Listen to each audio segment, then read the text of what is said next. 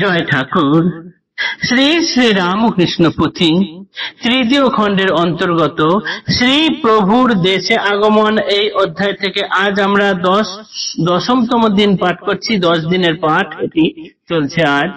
আজ পাঠ করছি পর্ব 294, পৃষ্ঠা সংখ্যা 189। আজকের পাঠের মধ্যে দিয়েই শ্রী প্রভুর দেশে আগমন এই অধ্যায় সমাপ্ত হবে।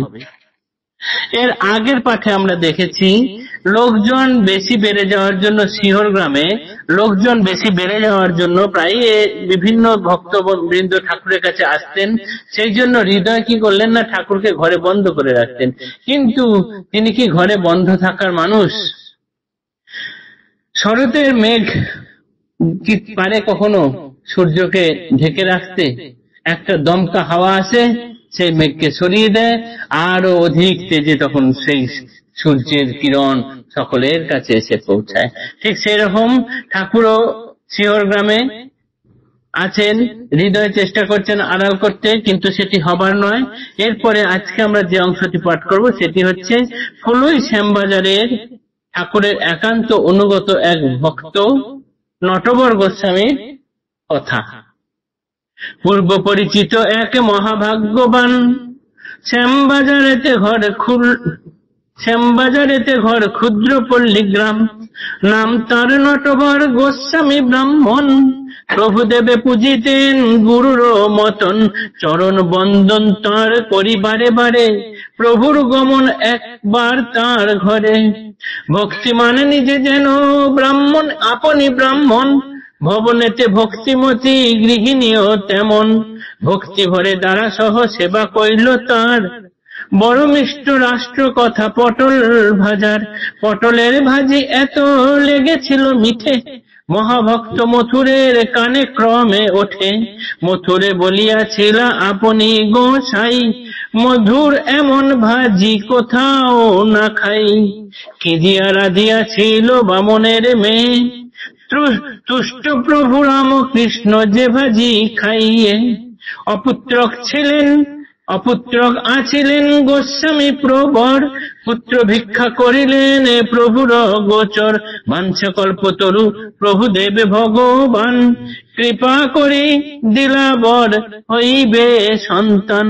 যথা কথা প্রভু বাক্য নহে টলিবার, অচিরে পাইল এক সুন্দর কুমার। সেই হেতু প্রভু পদে অটল ভক্তি, দেশে আগমন শুনে আসে দ্রুত গতি। একাকী নহেন সঙ্গে কীর্তনের দল, কৃষ্ণ ভক্ত তন্তুবায় তাহারা সকল।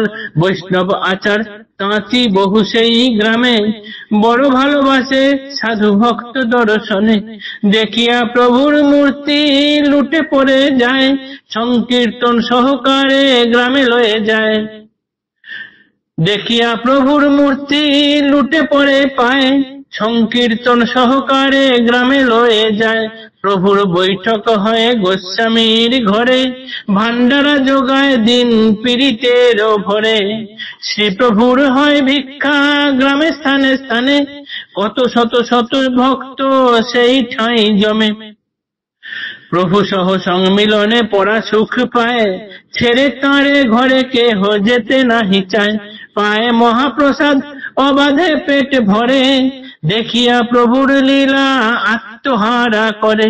অবতারে ধরে ধরা অপরূপ ছবি, নাচিনিনু সমাকার কেবা দেব দেবী।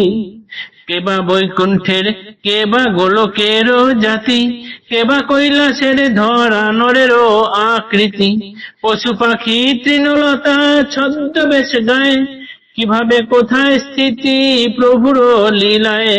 খায় মহাপ্রসাদ কীর্তন সঙ্গে করে, নাচিনি তাহারা কারা নরেরও আকারে।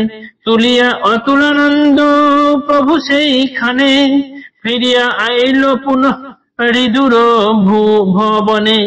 এবারে অধিক দিন আর নহে তথা, হৃদয় সহিত আসিলেন কলিকাতা। রামকৃষ্ণ কথা শুন অমৃত লহরী, অপার সংসার সিন্ধু তরিবার তরি। ফুলুই শ্যামবাজারের নটবর গোস্বামী ঠাকুরের একান্ত ভক্ত। ঠাকুরকে তিনি খুব শ্রদ্ধা ভক্তি করতেন এবং গুরুর মতো পুজো করতেন। তিনিও যেমন ভক্তিমান, তার গৃহিণীও সেরকম ভক্তিমতী, এবং তিনি খুব সুন্দর পটল ভাজা করতেন। এই কথা সকলে জানতো, জেনেছিলেন ঠাকুরের মারফতে। এমনকি ঠাকুর মথুরবাবুকে পর্যন্ত বলেছিলেন যে নটবর গোস্বামী স্ত্রী খুব সুন্দর পটল ভাজা করতেন, এত সুন্দর পটল ভাজা আমি আর কোথাও খাইনি। সেই নটবর গোস্বামী ঠাকুর যখন সেইখানে গেছেন শুনে তার সঙ্গে দেখা করতে এসেছেন, এবং তিনি একা আসেননি, তিনি কীর্তনের দলবল নিয়ে এসেছেন। কেননা তিনি অপুত্রক ছিলেন, ঠাকুরের কাছে বর প্রার্থনা করেছিলেন পুত্র সন্তানের জন্য। ঠাকুর বাঞ্ছা কল্পতরু, তিনি কৃপা করে বর দিয়েছিলেন এবং সত্যি সত্যি তার একটি পুত্র সন্তান হয়েছিল। সেই জন্য ঠাকুরের কাছে দেখা করতে আসার সময় তিনি সদল বলে কীর্তন করতে করতে এসেছিলেন। তারপর ঠাকুরকে তারা তাদের গ্রামে নিয়ে যান এবং সেইখানে দিনের পর দিন কীর্তন লেগেই থাকে। গ্রামময় ভিক্ষা করে করে যা জোগাড় হয় সেই দিয়ে সকলের সেবা করাতে থাকেন এবং কীর্তন চলতেই থাকে। সবাই মহাপ্রসাদ পেতে থাকেন পেট ভরে। সেই কীর্তন যে শোনে তার আর ফিরে আসতে ইচ্ছা করে না। কে সেইখানে কৈলাসের নরের আকৃতি ধারণ করে আছে, কে বা বৈকুণ্ঠের গোলকের জাতিতে আছে, কে দেব কে দেবদেবী কোনো কিছুই বোঝা যায় না। তাই পুথিকার বলছেন যে ছদ্মবেশ নিয়ে এখানকার পশু পাখি তৃণলতা সবাই কোথাকার কে আমরা তো কিছু জানি না। তাই সবাই আসছেন, মহাপ্রসাদ খাচ্ছেন, কীর্তন করছেন। এইভাবে করতে করতেই বেশ কয়েকদিন কাটলো। তারপর ঠাকুর আবার নিজ ভবনে ফিরে এলেন। এরপরে তিনি আর বেশি দেরি না করে কলকাতায় দক্ষিণেশ্বরে ফিরে এলেন। রামকৃষ্ণ কথা শুনো অমৃত লহরী, অপার সংসার সিন্ধু তরিবার তরি। শ্রী শ্রী ঠাকুরের দেশে আগমন, এই অধ্যায়ের সমাপ্তি হলো। জয় ঠাকুর, নমস্কার।